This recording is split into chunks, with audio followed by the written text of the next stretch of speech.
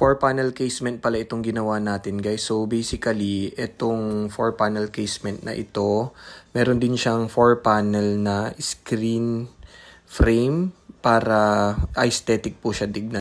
Pasok na pasok po yung hangin natin kapag ibubukas po nila yung casement window. So yan po ang advantage kapag casement or owning po yung ilalagay natin versus sa sliding. Kasi ito po kapag inopen lahat, yung hangin ay diretso po siya talaga. True in true po yung hangin natin dito.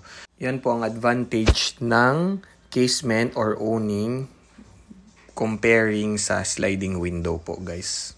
Inquire lang kayo guys, free estimate po tayo. Tapos free consultation na rin po yan sa akin.